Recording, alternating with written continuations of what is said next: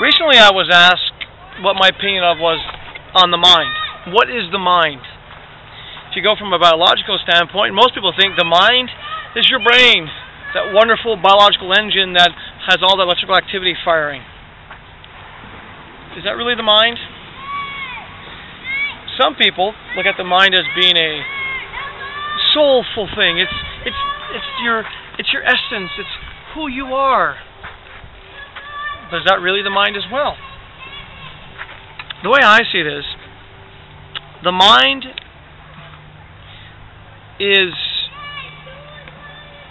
how you're perceived and how you perceive yourself in the conscious, subconscious world. Imagine it this way.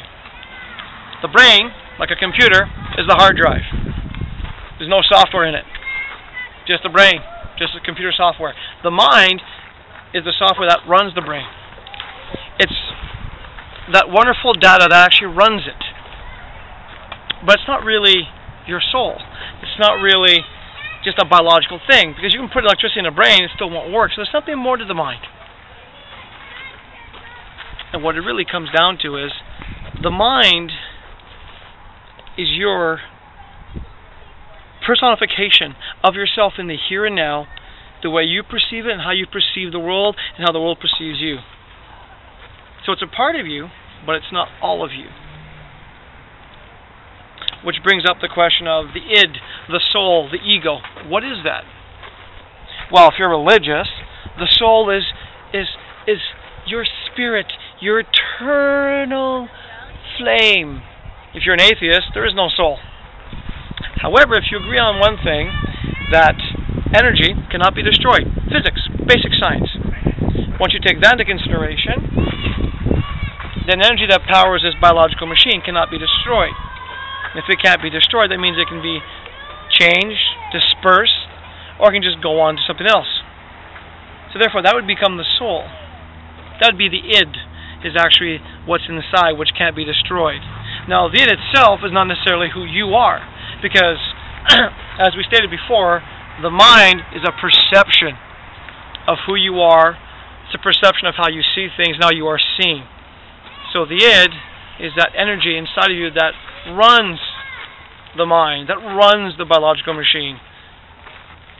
Part of that is a combination of all the thoughts you have, your conscious and subconscious mind, but the id itself is just that energy, that core energy that only exists in one wavelength. Now that in mind, someone asked me about, well, what's the super id, the super ego, the super soul, if you like. Well, once you understand that energy can't be destroyed, and you understand how the mind is only a perception device, and the id is actually who you really are, you have to look at the bigger picture. Well, if energy can't be destroyed, that has to do something. So the super id is actually who you really are, and not just this time around. Energy can't be destroyed, it comes back. It comes back. So for example, I may be Mad Montreal Man now. Perception, the mind, the brain, the thoughts perceive me as Mad Montreal Man. My real id might be somebody else.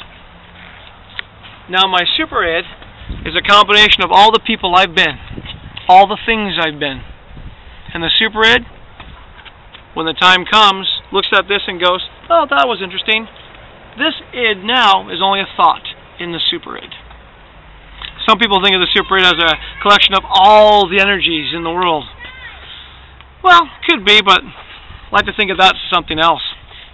I like to think of that as just the universe as we know it.